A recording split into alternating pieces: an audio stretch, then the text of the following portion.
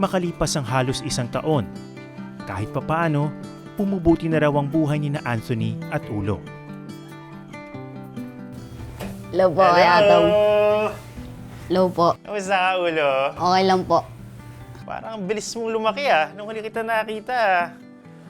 Lalo ka pang tumangkad ka pa ba lalo? Opo. Ha? Ayos Si Ulo abala sa paghahanda para sa panibagong school year. Ayos. Anong grade ka na ngayon? Grade 7 po. Birth certificate. Ang bata, Kaya po ako nalate. proud na proud na ipinakita ang kanyang mga marka at graduation pictures.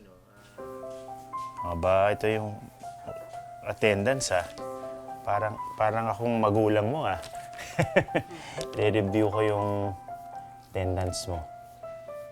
Not bad. Konti lang absent. Ayun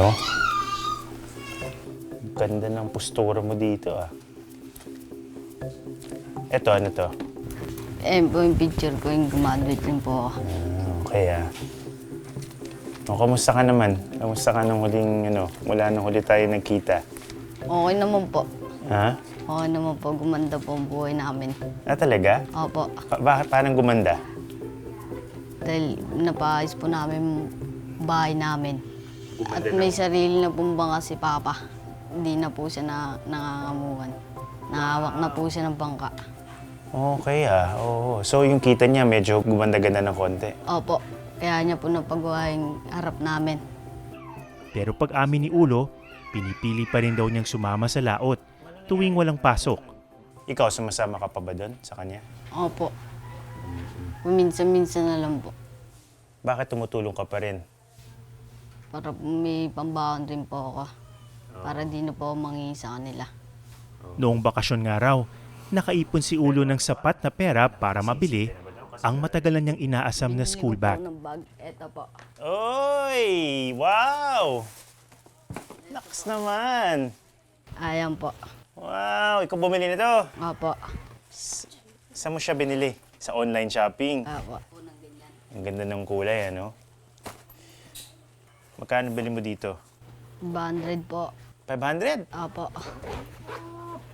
Lakas mo rin kumita, Ayun yung luma mo. Opo. Oo. Pati nga ng luma. Magkuto pa naman to, Sinong magmamana nito? Ng bag na to? Ako rin po. Ramdam ko ang determinasyon ni Ulo na makapagtapos ng pag-aaral. Ngayong araw, sasamahan ko siyang mag-enroll sa kanyang bagong paaralan.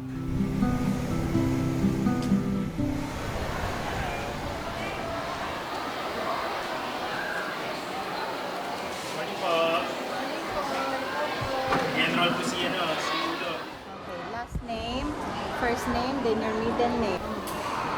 Sa pagtungtong ni Ulo sa high school, bit-bit niya ang pangakong uunahin ng kanyang pag-aaral kaysa trabaho. 42.50. Nice!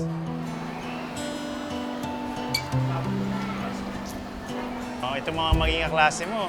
Number 12! Number 12! Excited ka na ba pumasok? Opo. Parang, ka pa Parang nahihiya ka pa ata sa mga classmates mo, Oo nga po. Mga bago na po kasi. Galingan mo, Good luck. Dapat tuloy-tuloy na yan. Thank you po. Sige. Tara.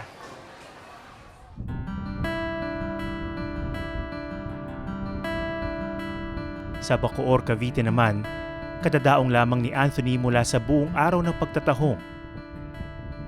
Mula sa pagiging bosero, siya na ngayon ang piloto ng bangka. Ngayon, may mga tao na ako na hinahawakan na mga busero. Ngayon, ang role ko na lang sa bangka, yung magpili, magdala, magtimon ng bangka. At saka kumontak sa mga buyer kung may order. Ganun. Kasi dati kasi halos talaga, babaran yung sisid Bali, ang lutong mo lang, kain lang. Ngayon hindi Kahit malayo sa pamilya, hindi nawawala sa ama ang magkasabay na paghanga at pag-aalala para sa kanyang panganay. Natutuwa ako kasi ganun din kasi ako yung ano eh, yung bata ako. Kaso lang parang naano ako minsan, parang napapaisip ako na ba't kailangan pa niya magtrabaho, di ba? Kasi hindi kasi sapat din yung kinikita ko eh. Kung bibiling ko lahat ng mga pangangailangan nila eh. Halos lahat ng mandaragat sa lugar nakikitira lang o nasa mga pansamantalang matutuluyan. Ang lokal na pamahalaan, ibinalita sa amin na tapos na ang ipinangakong dormitory para sa mga mangingisda. Ito yung fisherman's dorm ng Bacoor, Cavite na layong mabigyan ng matitirhan yung mga kababayan natin mangingisda na kailangan manatili malapit sa dagat. So, kita-kita nyo, bagong-bago pa lang, so wala pang nakatira. Pero kung sakali, dito muna mananatili si Anthony habang siya ay nagtatrabaho malapit sa Manila Bay. Nasa mahigit 200 na mangingisda ang maaaring manirahan dito. Hinihintay na lang daw na maaprubahan ang ilan pang papeles bago ito buksan. Para po yung mga fisher folks natin na nalipat ng ibang LGU may matulugan para po hindi na sila magpabalik-balik. Yung iba po kasi is nasa Naik, napaka-mahal po kasi ngayon ang pamasahe.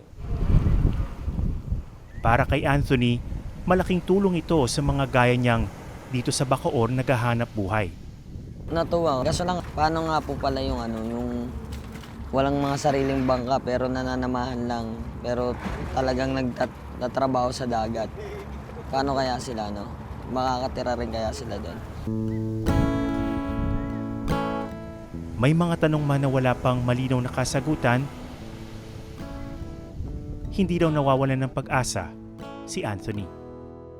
Siguro kung dadating man yung time na yun, yung talagang hindi na pwede magdagat dito. Mayaman na ako noon. Ayun kasi sinabi ko sa sarili ko. Kumbaga joke ko lang yun pero palagay ko mangyayari talaga yun eh.